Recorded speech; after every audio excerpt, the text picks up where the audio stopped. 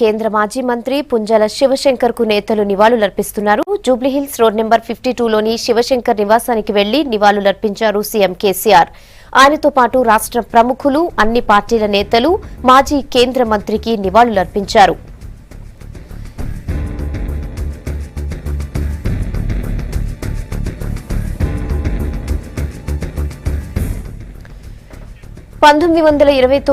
August 10వ తేదీన శివశంకర్ వరంగల్ జిల్లాలో జన్మించారు. ఆయన సుదీర్ఘకాలం కాంగ్రెస్ పార్టీలో కొనసాగారు. రాజకీయ అరంగేట్రం నుంచి 2008 వరకు శివశంకర్ కాంగ్రెస్ పార్టీ వెంట నడిచారు. కేంద్ర విదేశీ వ్యవహారాల శాఖ, న్యాయశాఖ, పెట్రోలియం శాఖ మంత్రిగా పనిచేశారు శివశంకర్. ఇందిరాగాంధీ, రాజీవ్ గాంధీల హయాంలో కేంద్ర మంత్రిగా సేవలందించారు. గాంధీ కుటుంబానికి సన్నిహితుడిగా శివశంకర్ కు పేరుంది. సిక్కిం, కేరళ రాష్ట్రాలకు గవర్నర్ గాను ఆయన చేశారు.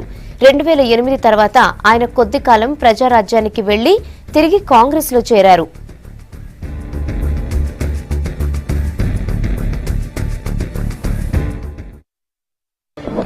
కేంద్ర మాజీ మంత్రివర్యులు స్వర్గీయ శివశంకర్ గారికి నా శ్రద్ధాంజలి. శివశంకర్ గారు ఒక సాధారణ కుటుంబంలో పుట్టి అత్యున్నత స్థాయికి ఎదిగిన గొప్ప నాయకుడు. ఆయన ఈ తరం వాళ్ళు తెలియకపోయినా ఆయన అతి న్యాయవాద వృత్తిని స్వీకరించి న్యాయశాస్త్రాన్ని చదివి అంచెలంచెలుగా న్యాయశాస్త్ర కోవిదుల్లో ఒక ప్రముఖుడిగా వెలుగొందిన సంగతి చాలా మందికి తెలుసు. న్యాయవాదిగా, న్యాయాధీశుడిగా, హైకోర్టు జడ్జిగా, ఆ తర్వాత రాజకీయాల్లో పార్లమెంటు సభ్యులుగా, కేంద్ర మంత్రిగా, గవర్నర్గా వివిధ హోదాల్లో అటు ఇటు ఆయన జీవితం ప్రజాసేవలో వివిధ హోదాల్లో గడపటమే కాకుండా భారతదేశంలో ఉన్న రాజకీయ నాయకులుగా ఒకరిగా గమనింపబడ్డ నాయకుడు. అంతేకాదు నాటి ఉమ్మడి ఆంధ్రప్రదేశ్ రాష్ట్రం నుండి ఇందిరాగాంధీ కుడిభుజంగా ఉండి ఇందిరాగాంధీ కేసును వాదించే దాంట్లో ప్రముఖులు అనే సంగతి చాలా మందికి తెలుసు.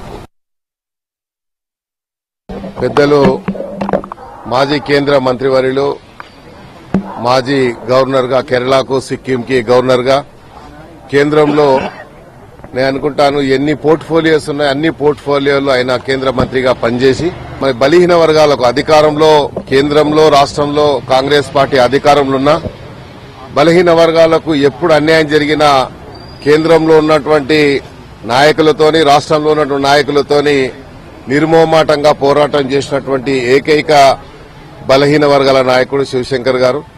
మరి ఈరోజు శివశంకర్ గారు లేనటువంటి లోటు బలహీన వర్గాల వారికి ఇది తీరని లోటుగా నేను భావిస్తా ఉన్నాను.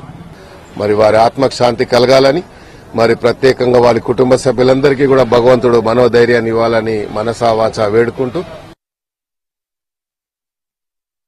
ఆంధ్ర రాజకీయాల్లోనే కాకుండా భారతదేశ రాజకీయాల్లో కూడా ఒక స్థాయికి ప్రధానమంత్రి తరువాత అత్యంత ముఖ్యమైన వ్యక్తుల్లో కొన్నాళ్ల పాటు కాంగ్రెస్ రాజకీయాల్ని, భారత రాజకీయాల్ని తీర్చిదిద్దిన శివశంకర్ గారు పోవటం వారి కుటుంబానికి, తెలంగాణ రాష్ట్ర ప్రజలకి కాకుండా ఆయన ఎంతో సేవ చేసిన బ్యాక్వర్డ్ ప్రజలకి